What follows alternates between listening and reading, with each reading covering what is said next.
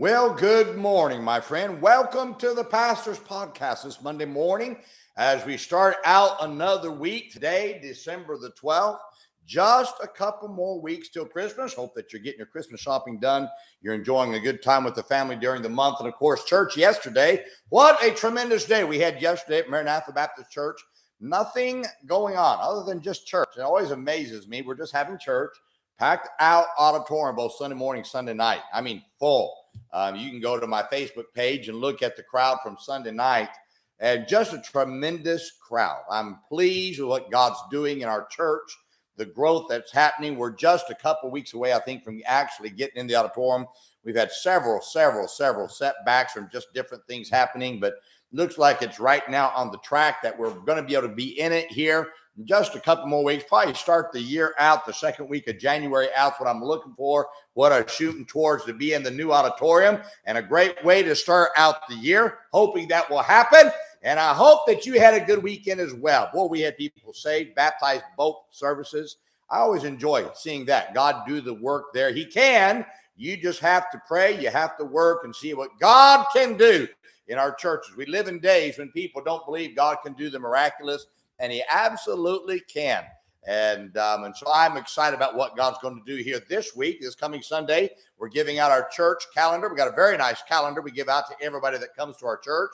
And then on Sunday night, we're having our Christmas cantata, followed by I'll be preaching a sermon to those who come, and should be a good service on Sunday night. Looking forward to a great night on Sunday night and Sunday morning this coming week, and seeing what God can do. Now, let's be busy this week, getting out, trying to reach someone for Jesus Christ. Well, today I want to talk to you about two words: walk away. In Esther chapter 7, verse 7, the scripture says, "And the king, arising from the banquet of wine in his wrath, went into the palace garden, and Haman stood up to make request for his life to Esther the queen, for he saw that there was evil determined against him by the king." Now, King Ahasuerus had a temper. There's no question about that. At the beginning of the book of Esther, we see that King Ahasuerus losing his temper with Vashti. He lost his temper with his own wife, with Vashti, and removed her from being queen. When it was his drunken actions that asked her to do something that she should never have done, and she didn't do. Now we come to Esther chapter 7. And Esther reveals to King Ahasuerus that Haman desired to have the Jews, her people, killed.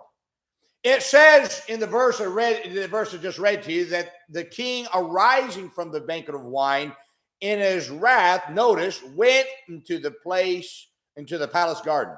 Now, King Ahasuerus made a wise move in this verse by walking away before he made a rash decision. Now, his decision was still pretty strong, but it seems that he learned that immediate retaliation and anger always leads to a wrong decision. Now, many have hurt their testimony and treasured relationships that we've had for years because we responded in a fit of anger instead of walking away. Now, you have one life to live, my friend, and you will only have so many relationships in this life. If you make it a habit of destroying relationships because of anger, you're going to find yourself a lonely person when you get old. Anger has destroyed many marriages that could have been salvaged if one person would have simply just walked away from the heated situation. Many friendships have been destroyed because of a retaliatory response made in a moment of anger. Letting anger determine your responses is always a recipe for disaster, my friend. If you want to enjoy lifelong relationships, you must get control of your anger instead of letting anger control you. Now, I want to give you 3 times when you need to walk away so that you don't hurt your relationships. First, walk away when you want to say something in a fit of anger. You don't have to say what you're thinking. And it's often not wise to say anything when you are angry. You see, sometimes it is best to walk away, because if you stay, you will say what's on your mind to a relationship's destruction. Many have said things in anger that they did not mean to say, but it's too late to undo the damage once you let out the angry words that were in your mind.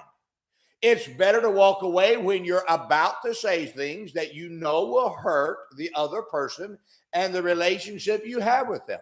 Always remember that it's better not to say something than to say it and never have the ability to retract the angry words that you said. Second, walk away when you are angry.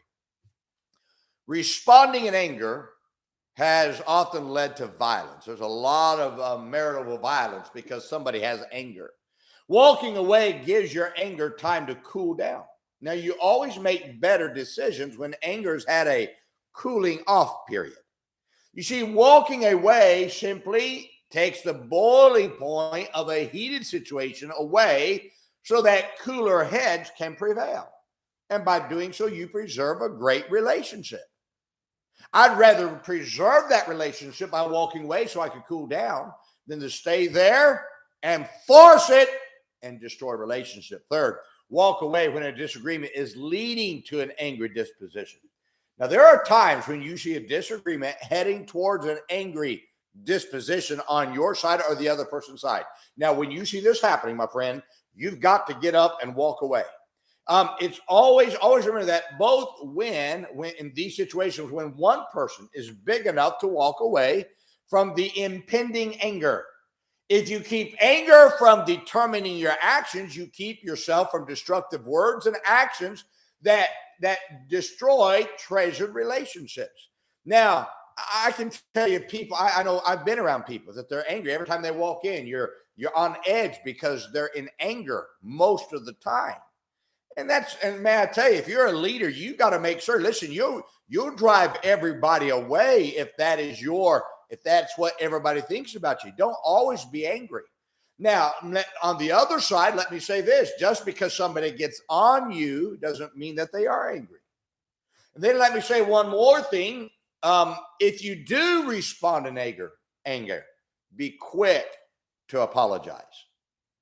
To quickly say, I'm sorry, I was wrong. I'm sorry. I know I said something I shouldn't have said. I know that something came out and I did something I shouldn't have done. I'm sorry. Now, I'd rather do that and try to stop it immediately than to have too much pride to say I was wrong. A lot of people respond in anger. They don't have the character to say they were wrong. Now, if you're wrong, admit it and move on.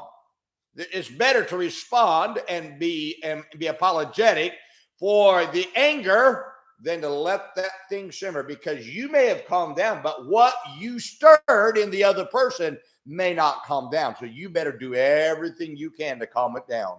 You've got to apologize. You've got to say, boy, I was wrong, and what can I do to make this right?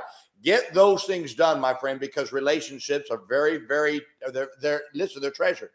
And the more relationships you blow up, that you're throwing your hand grenades in, and you're destroying it with your anger, before long, you're going to find yourself a lonely person all by yourself because nobody wants to be around you.